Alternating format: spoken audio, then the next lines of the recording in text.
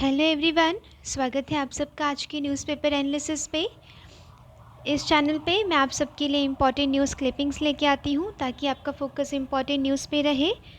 PIB, Indian express and other sources से। ठीक है, मेन फोकस यहाँ पे इंडियन एक्सप्रेस का हॉलिस्टिक एनालिसिस होता है। आप ताकि इम्पॉर्टेंट चीज़ें अपने लिए एग्ज़ाम पॉइंट ऑफ व्यू से एक्सट्रैक्ट कर पाएँ उसमें से। ठीक है, आज का लेक्चर स्टार्ट करते हैं। मोटिवेशनल कोट क्या है? A smooth sea never made a skilled sailor. ठीक है, आप इसे ऐसे के लिए भी प्रैक्टिस कर सकते हैं। जो भी मैं यहाँ पे कोट देती हूँ ना, वो वाला ऐसे के लिए भी प्रैक्टिस कर सकते हैं। ठीक है, यानी कि जब तक आपके रास्ते में कठिनाइयाँ नहीं आएंगी तब तक आप मजबूत नहीं बनेंगे। कठिनाइयों से मतलब लड़ने के लिए आपके पास ताकत नहीं आएगी। ठीक है, अगर अभी आप कोई स्ट्रगल झेल रहे हैं अपने जीवन में या अपनी प्रिपरेशन में, तो आप सोचिए ये स्ट्रगल ज़रूरी है आपको परफेक्ट बनाने के लिए। ठीक है, मैं महिमा मिश्रा प्रेजेंट करती हूँ आज का Indian Express analysis and current affair from other sources also. First important news है, newly discovered deep sea enzyme breaks down PET plastic. एक डीप सी से एंजाइम को डिस्कवर किया गया है। ठीक है, जो पेट वाला प्लास्टिक होता है, पॉलीथीन टेराप्थलेट, इसको डिग्रेड कर देता है, इसको खा जाता है। प्लास्टिक पॉल्यूशन आप देखते होंगे कितना बड़ा कंसर्न है, मरीन पॉल्यूशन। ठीक है, उसमें मेन कॉन्स्टिट्यूएंट क्या है उस पॉल्यूशन का? दैट इज़ पॉलीथीन, प्लास्टिक, ये सारी चीज़ें, कूड़ा कबाड़ वहाँ पे चला जाता है और मरीन एंड एक्वाटिक लाइफ को अफेक्ट करता है। न्यू एंजाइम है, एंजाइम का नाम है पेट 46। ये भी आ जाएगा क्वेश्चन में कि पेट 46 रिसेंटली न्यूज़ में था, क्यों था? ठीक है, using a metagenomic approach, the research team has identified and biochemically described the PET degrading enzyme PET46 as non-cultured deep sea microorganism for the first time. पहली बार ये डिस्कवर किया गया है डीप सी से। Structurally the enzyme differ significantly from those जो previous discover किए गए थे ना, उससे डिफरेंट है ये। ठीक है, ये लॉन्ग चेन पेट मॉलिक्यूल्स को भी डिग्रेड कर देता है, जिसे पॉलीमर्स कहते हैं। शॉर्ट चेन वाले मॉलिक्यूल्स को भी डिग्रेड कर देता है, जिसे ऑलिगोमर्स कहते हैं। ठीक है, इसका मतलब क्या है कि हमें प्लास्टिक पॉल्यूशन कम करने पे तो ध्यान देना ही है, जो पॉल्यूशन हो चुका है उसे डिग्रेड करने पे भी ध्यान देना ज़रूरी है। ठीक है, क्योंकि मिलियंस ऑफ ईयर्स लग जाते हैं, वो प्लास्टिक वहीं पे रह जाता है समुद्र में ही। आपने देखा होगा कि व्हेल के अंदर, फिशेस, बड़ी बड़ी फिशेस के अंदर प्लास्टिक वो पाया जाता है, माइक्रो प्लास्टिक, माइक्रोबेड्स मिलते हैं वहाँ पे।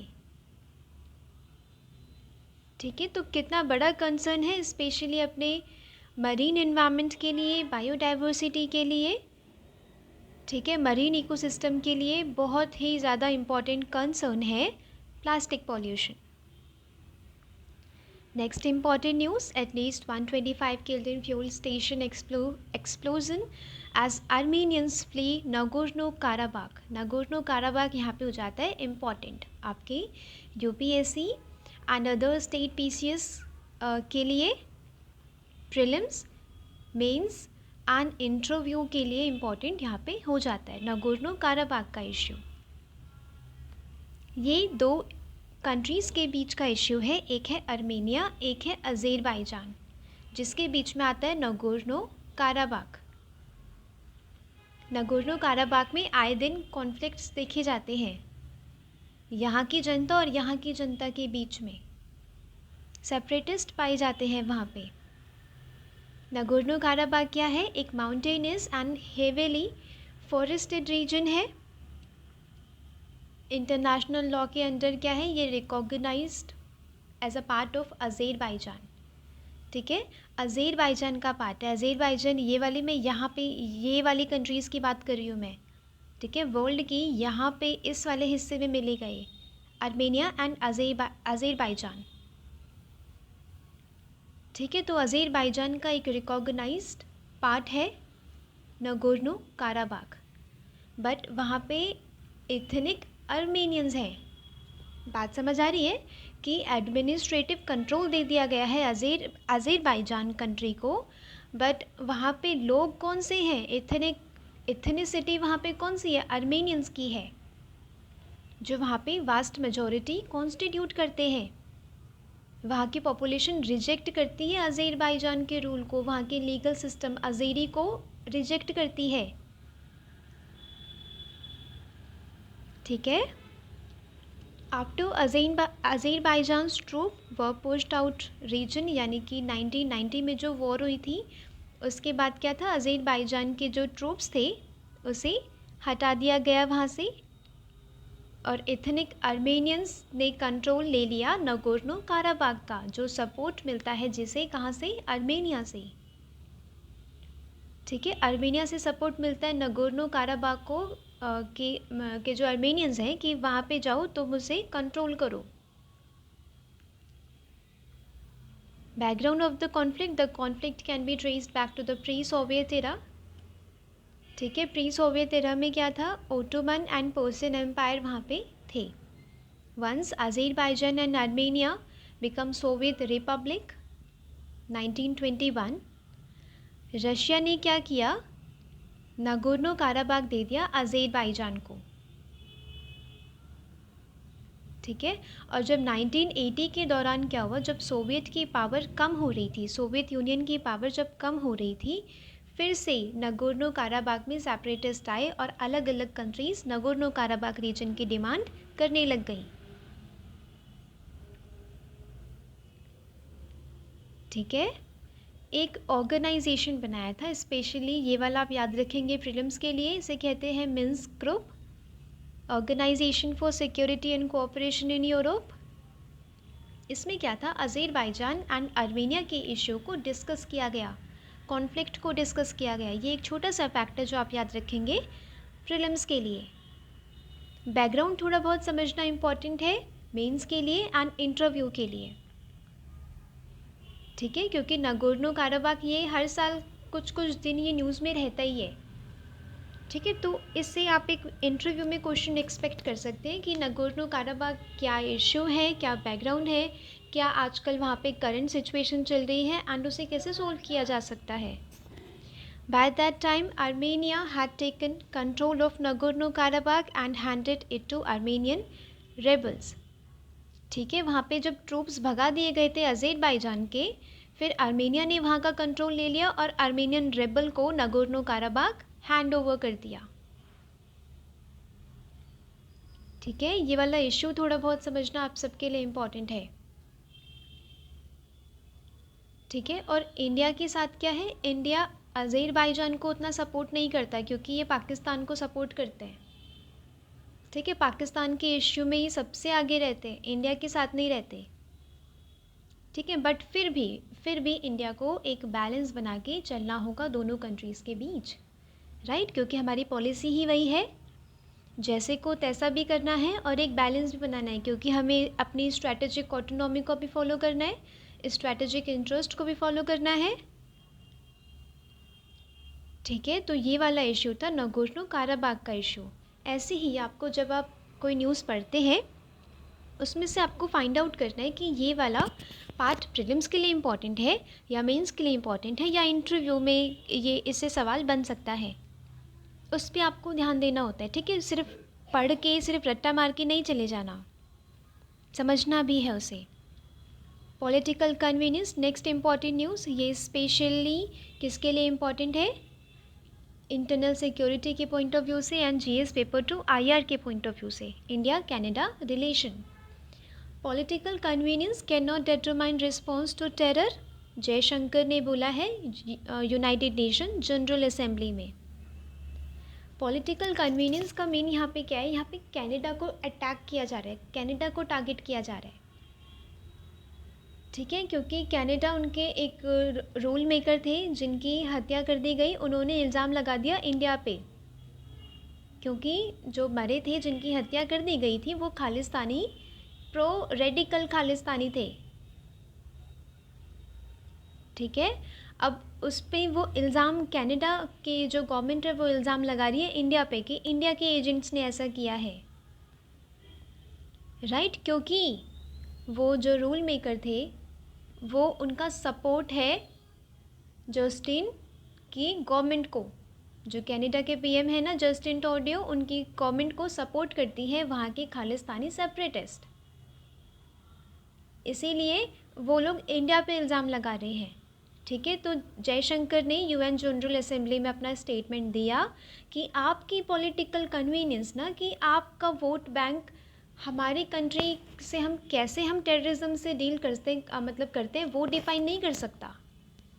ठीक है, ये हमारी कंट्री का मतलब एक अपना मामला है कि खालिस्तान इश्यू को हमें टैकल करना है। ये हमारी इंटरनल सिक्योरिटी, हमारी इंटीग्रिटी, सोवेनिटी का मामला है।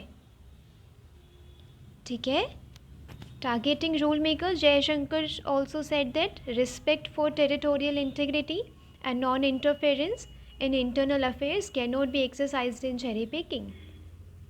उन्होंने कहा है कि हमारी टेरिटोरियल इंटीग्रिटी की रिस्पेक्ट करिए, इंटरफेयर मत करिए हमारे इंटरनल अफेयर्स में। ठीक है, क्योंकि ट्रूडो का क्या स्टेटमेंट था कि फॉरेन गवर्नमेंट ना यहाँ पे किलिंग ऑफ कैनेडियन, जो कैनेडियन थे ना, वो जो प्रो खालिस्तानी रेडिकल थे, नेजर करके नाम है उनका। ठीक है, तो ये अनएक्सेप्टेबल है, वायोलेशन ऑफ आवर सोवेनिटी। उन्होंने क्या बोला है कि आपने हमारे रूल मेकर को मारा है, इंडिया पे इल्ज़ाम लगाया। ठीक है, कि इंडिया के एजेंट ने मारा है, वो हमारी कैनेडियन सॉइल पे मारा है, तो हमारी सोवेनिटी इफेक्ट हो रही है। ठीक है, कि ये अनएक्सेप्टेबल है। फिर जयशंकर ने जवाब दिया कि आप हमारी टेरिटोरियल सोवेनिटी को के रिस्पेक्ट करिए। बात आ रही है समझ? यही था इसमें। यहाँ पे इम्पॉर्टेंट हो जाता है अपने लिए समझना यूएन जनरल असेंबली, स्पेशली आपके प्रीलिम्स पॉइंट ऑफ व्यू से। ठीक है, ये वाला आप बोलेंगे स्टेटमेंट इंटरव्यू में। मेंस में भी यहाँ के कीवर्ड्स इंपॉर्टेंट हो जाते हैं कि टेरिटोरियल इंटीग्रिटी को मेंटेन करना ज़रूरी है। ठीक है, यूएन जनरल असेंबली ये क्या है? Main deliberative, policy making and representative organ है यूएन का। सारे 193 मेंबर्स हैं।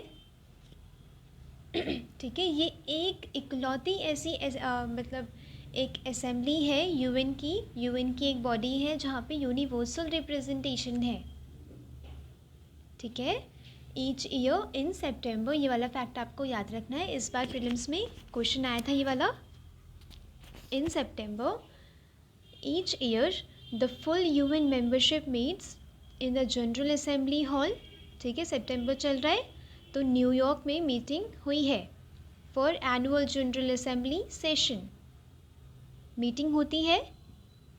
ठीक है, यहाँ पे एक जनरल डिबेट होती है जहाँ पे काफ़ी स्टेट के हेड अटेंड करते हैं, डिप्लोमैट्स अटेंड करते हैं।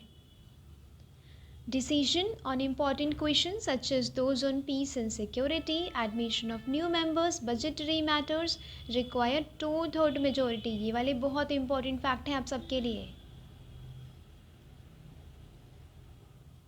ठीक है, और जो अदर क्वेश्चन के डिसीजंस होते हैं वो सिंपल मेजोरिटी से लिए जाते हैं। The president of general assembly is elected each year by assembly to serve 1 year term of office. 1 साल के लिए यहाँ के प्रेसिडेंट इलेक्ट किए जाते हैं। ठीक है, आपको ज़्यादा डीप नहीं जाना इसमें, आपको मोटा मोटा इम्पॉर्टेंट पॉइंट या फिर फैक्चुअल इन्फॉर्मेशन आपको याद रखनी है। ठीक है, नोट करके रखना है। Next important news, territorial disputes, terror threats among land-related challenges in the Indo-Pacific region, says Army Chief। यहाँ पे important हो जाता है आप सबके लिए Indo-Pacific region। ठीक है, Indo-Pacific region वर्ल्ड का एक बहुत बड़ा पार्ट कॉन्स्टिट्यूट करता है। ठीक है, एक बहुत बड़ी जियोपॉलिटिकल बाउंड्री है। वहाँ पे अगर कोई डिस्कशन होता है ना तो आप एक क्वेश्चन उसमें से एक्सपेक्ट कर सकते हैं अपने मेंस में, और एक पर्सपेक्टिव पूछा जा सकता है आपसे इन इंटरव्यू। ठीक है, यहाँ पे क्या बोला आर्मी चीफ ने,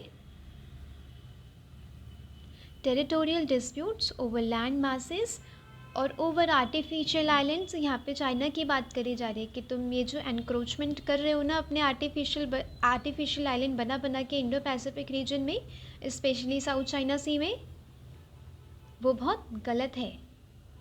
ठीक है, establish military bases, transnational threats है of terrorism are among the many land related challenges in the Indo-Pacific region। ठीक है, यहाँ पे इन्होंने कुछ थ्रेड्स पॉइंट आउट किए हैं जो आप अपने मेंस में लिखकर आएंगे।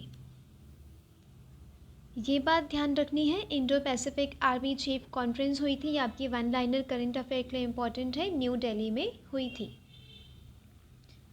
जो वन लाइनर एंड जो स्टेट पीसीएस में आते हैं ना क्वेश्चंस, उसके लिए भी इम्पॉर्टेंट है। What we are looking here at an open sustainable dialogue। ठीक है, सस्टेन्ड डायलॉग, हमें नेगोशिएट करना है थ्रेट्स के लिए, थ्रेट्स को कैसे टैकल करना है ना, उन इश्यूज़ पे हमें सबका पार्टिसिपेशन चाहिए, सारे स्टेक होल्डर्स का पार्टिसिपेशन चाहिए, ये यहाँ पे इन्होंने बोला है। ठीक है, ये वाली लाइन बहुत इम्पॉर्टेंट है, आपका एक डिप्लोमेटिक एक छवि दिखाने के लिए अपने आंसर में। ठीक है, जो आर्मीज़ हैं वो बेस्ट प्रैक्टिसेस शेयर करें एक दूसरे से, एक दूसरे को समझें, बॉन्ड को स्ट्रेंथन करें, ये ज़रूरी है। यहाँ पे इम्पॉर्टेंट हो जाता है आप सबके लिए इंडो पैसिफिक रीजन, आपके जीएस पेपर 2 आईआर के लिए। ठीक है, ये हो गया इंडो। ठीक है, ये हॉर्न ऑफ अफ्रीका, ये मैडागास्कर वगैरह जो कंट्रीज़ आ रही है यहाँ पे। ठीक है, यहाँ से लेके ये हो गया इंडो रीजन, ये हो गया पूरा पैसिफिक रीजन, और ये वाला रीजन जो एशियान है। ठीक है, एशियान यहाँ ये वाला कॉन्स्टिट्यूट करता है। ठीक है, तो देखिए वर्ल्ड का कितना बड़ा पार्ट कॉन्स्टिट्यूट कर रहा है इंडो पैसिफिक रीजन, बहुत इंपॉर्टेंट हो जाता है आप सबके लिए। सिग्निफिकेंस क्या है, most populous and economically active regions of the world, 4 continents हैं उसमें, महाद्वीप, Asia, Africa, Australia, America. 60% of world की पॉपुलेशन को कॉन्स्टिट्यूट करता है 2/3 of global economic output. The region is also a great source of destination for foreign direct investment. ठीक है, अब इतना बड़ा पार्ट कॉन्स्टिट्यूट कर रहा है, स्ट्रेटेजिकली, डिप्लोमेटिकली, जियोपॉलिटिकली इतना इम्पॉर्टेंट रीजन है, तो वहाँ पे फॉरेन डायरेक्ट इन्वेस्टमेंट भी बिल्कुल भर भर के एक दूसरे की कंट्रीज़ में जाती है। ठीक है, there are vast reserves of marine resources Indo Pacific region में, रेयर अर्थ मेटल्स हैं वहाँ पे, methane hydrate, sea bed minerals, offshore hydrocarbons, right, energy security भी है वहाँ पे। अब चैलेंजेस क्या हैं, करंट चैलेंजेस पूछे जा सकते हैं, क्योंकि ये मीटिंग हुई है, आप क्वेश्चन एक्सपेक्ट कर सकते हैं। Theatre of Jio strategic competition, Jio strategic competition मतलब क्वाड कंट्रीज़ हैं, India, Japan, Australia and USA. ठीक है, शंघाई कोऑपरेशन ऑर्गेनाइजेशन, तो ये आपस में कॉम्पीट करती हैं, क्योंकि ये वाला जो ऑर्गेनाइजेशन है ये बना है चाइना को कॉम्पीट करने के लिए, चाइना को काउंटर करने के लिए। ठीक है, और फिर इंडिया इन दोनों के बीच फंस कर रह जाता है। चाइनाज मिलिटराइजेशन मूव, ठीक है, वहाँ पे चाइना का अलग ही चलता रहता है, वो अपने आर्टिफिशियल आइलैंड्स, अपने मिलिट्री बेसेस, मिलिट्री के आर्मीज़ को इस्टेब्लिश करना, वो उनका चलता रहता है। आजकल क्या है उनका, फिलीपींस में बॉर्डर्स लगा दिए, मतलब फिलीपींस सी में क्या कर दिया है, बॉर्डर्स लगा दिए हैं। मतलब फिलीपींस के कोस्ट गार्ड ने वो बॉर्डर्स कट किए, उन्होंने बोला कि फिलीपींस सी हमारी कंट्री का इंटीग्रल पार्ट है। ठीक है, डीप से कुछ बॉर्डर्स लगा दिए गए थे चाइना की तरफ से, मतलब चाइना की अलग ही मनमर्जी चलती है वहाँ पे। ओवरसीज़ मिलिट्री बेसिस जिबूती में, हॉर्न ऑफ अफ्रीका यहाँ पे। ठीक है, यहाँ पे ये वाली कंट्री है हॉर्न ऑफ अफ्रीका, दिस। ठीक है, तो चाइना को काउंटर करना, इंडो पैसिफिक में जो उनकी वो डोमिनेशन है वो काउंटर करना बहुत इम्पॉर्टेंट है। China has hold over Hambantota port, ये इंडो का पार्ट हो गया। ठीक है, तो इंडिया का ये जिम्मेदारी बनती है और ये बहुत इम्पॉर्टेंट पॉलिसी भी होनी चाहिए कि हम चाइना की प्रेजेंस को काउंटर करें, वहाँ पे जो अदर कंट्रीज़ हैं उनके साथ हम अच्छे से कोलैबोरेट करें, कोऑर्डिनेट करें और इंडो पैसिफिक को बिल्कुल फ्री, ठीक है, वहाँ पे फ्रीडम ऑफ नेविगेशन हो, फ्रीडम ऑफ रिसोर्स एक्सप्लॉइटेशन हो, वहाँ पे सारी कंट्रीज़ को बराबर का हिस्सा मिले। ठीक है, hotspot for non traditional issues जैसे कि ट्रैफिकिंग होती है, टेररिज्म होती है, पायरेसी होती है, क्लाइमेट चेंज इवेंट्स होते हैं, ला नीना हो गया, साइक्लोन्स आ गए, सुनामीज़ आ गई। ठीक है, ये वाला आप एक मतलब जोग्राफिकली आप एक दिखाएंगे कि ये दिक्कत भी वहाँ पे है। मरीन पॉल्यूशन जो है वो तो है ही है। इलीगल, अनरेगुलेटेड, अनरिपोर्टेड फिशिंग होती है वहाँ पे एंड मरीन पॉल्यूशन होता है। आपको आंसर प्रेजेंट करना है मल्टी डायमेंशनल वे में। ठीक है, अगर इंडो पैसिफिक का आपका कुछ क्वेश्चन पूछा है ना, तो आप सिर्फ उसमें कंट्रीज़ पे ही आप नहीं सीमित रह जाएंगे, आप अदर इश्यूज़ को भी दिखाएंगे, जैसे कि ट्रैफिकिंग होगी, टेररिज्म होगी, इसकी कोई जियोपॉलिटिकल बाउंड्री तो नहीं है, राइट। ये एक बड़ा रीजन कॉन्स्टिट्यूट करती है जैसे कि इंडो पैसिफिक। मरीन पोल्यूशन दिखाएंगे, ये किसी कंट्री तक तो सीमित नहीं है। ठीक है, आप मल्टी डायमेंशनल वे में आप अपना आंसर प्रेजेंट करेंगे। वे फॉरवर्ड आपको बताना है, यहाँ पे लिखेंगे आप countries in the region should have equal access, international law को फॉलो करते हुए, जैसे कि यूएन क्लॉज होता है उसे फॉलो करते हुए हमें क्या करना है, इक्वल एक्सेस देना है हमें कंट्रीज़ को। राइट्स बिल्कुल फेयर एंड जस्ट होने चाहिए। ठीक है, डिस्प्यूट को नेगोशिएट करके हमें सॉल्व करना है। मैरीटाइम डोमेन अवेयरनेस, इसका मतलब क्या होता है, effective understanding of any activity associated with the maritime environment could impact upon security, safety, economy and environment. ठीक है, ये इसकी अवेयरनेस होनी चाहिए कि मेरी जो ये एक्टिविटी है ना, मेरा जो आर्टिफिशियल आइलैंड है वो दूसरी कंट्री की सिक्योरिटी पे, सेफ्टी पे, इकोनॉमी पे एंड इन्वायरमेंट पे कैसे इफेक्ट डालेगा, एक रीजन के इन्वायरमेंट एंड बायोडाइवर्सिटी पे क्या फ़र्क डालेगा, ये मतलब बताना है कंट्रीज़ को। ठीक है, इस चीज़ की अवेयरनेस होनी चाहिए। Next is multipolarity. Multipolarity India का क्या कहता है कि यूनिपोलर वर्ल्ड नहीं होना चाहिए, हमें मल्टीपोलर वर्ल्ड चाहिए। ठीक है, जहाँ पे सारी कंट्रीज़ इक्वल तरीके से पार्टिसिपेट कर सके, इंटरनेशनल फोरम्स में पार्टिसिपेट कर सके एंड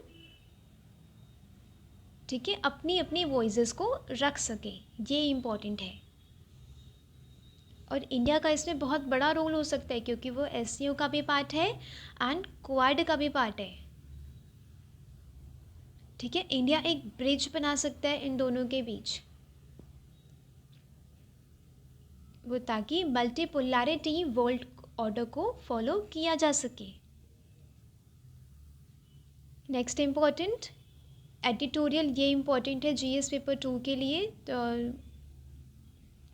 पॉलिटी वाले सेक्शन के लिए, जिसमें 33% रिजर्वेशन दिया गया है वुमेन को, जो 2029 से लागू होगा। ठीक है, उसमें ऑथर कह रहा है कि सिर्फ कोटा ही इनफ नहीं है, पॉलिटिकल पार्टीज़ को भी इनकरेज करना है कि वो आगे आए। ठीक है, इंटरनल पार्टी डेमोक्रेसी होनी चाहिए। इसमें कुछ एग्जाम्पल दिए हैं वर्ल्ड के एग्जाम्पल। ठीक है, इंडिया अकेला नहीं है ऐसा कोई मूव लेके आने के लिए, काफ़ी सारी कंट्रीज़ ने रेडिकल मूव लिए हैं, जैसे कि Sierra Leone held its first poll after a new law mandated parties to field a minimum 30% women candidate। Law इसमें क्या लेके आए वो लोग, ये वाली कंट्री, कि पॉलिटिकल पार्टीज़ को ये गाइडलाइंस दी गई, ये लॉ निकाला गया कि 30% वुमेन कैंडिडेट को सामने रखो। while Mongolia raised the candidate quota for women from 20 to 30%.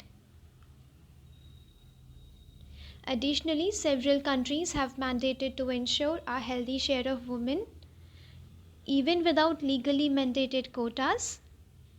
ठीक है, आइसलैंड फॉर एग्जाम्पल वहाँ पे 47.6% वुमेन MP हैं. ठीक है, विदाउट लीगली मैंडेटेड कोटास. इसका मतलब क्या है, हमें पार्टीज़ को इनकरेज करना है कि वो वुमेन कैंडिडेट्स को सामने लेके आए. ठीक है, यहाँ पे हमें ये ध्यान रखना है कि जो 33% आप रिजर्वेशन दे रहे हैं वो एक फ्लोर बने, सीलिंग ना बने. ग्लास सीलिंग सुना होगा आपने कि वुमेन इससे आगे बढ़ ही नहीं पाती हैं. कहीं ऐसा ना हो कि वो सिर्फ 33% तक सीमित रह जाएं. राइट, हमें उन्हें और आगे बढ़ाना है, उनकी पार्टिसिपेशन और लेके आनी है, ताकि Indian politics, Indian democracy inclusive बन सके, फेयर हो सके. ठीक है, only a tenth of candidate contesting assembly polls in last 5 years and only between 6 to 9% of the candidates in the Lok Sabha 2000 से सिर्फ 6 to 9% कैंडिडेट हैं जो लोकसभा का इलेक्शन कंटेस्ट कर रही हैं, वो वुमेन है. सिर्फ 6 to 9%. इंडिया वो कंट्री जहाँ एंशंट इंडिया में सभा एंड समितिस थी, राइट, वहाँ पे इतना कम पार्टिसिपेशन है. इसका मतलब ये है कि अभी भी patriarchal norms, issues and glass ceiling जैसे ही कॉन्सेप्ट्स हैं, प्रैक्टिस में हैं अभी भी. ठीक है, उन्हें टैकल करना ज़रूरी है. It now has the opportunity to potential to set more inspiring precedents. It is high time that political parties did better on this front and help the country realize that potential. ठीक है, हमें parties को encourage करना है कि वो women as a candidate वहाँ पे रीजन्स में, अलग अलग कॉन्स्टिट्यूंसीज में खड़े करें. ठीक है, वुमेन को भी आगे बढ़ाएं. सिर्फ कास्ट और रिलीजन के बेस पे ही पॉलिटिक्स ना खेलें. ठीक है, वुमेन को आगे बढ़ाएंगे तभी हमारी डेमोक्रेसी सक्सेसफुल बन पाएगी. आज के लिए न्यूज़पेपर एंड करंट अफेयर में था बस इतना ही. मिलते हैं कल. लेक्चर से रिलेटेड PDF में दे दूँगी टेलीग्राम चैनल पे, लिंक में डिस्क्रिप्शन बॉक्स में शेयर कर दूँगी. ठीक है, thanks for watching. Thank you so much.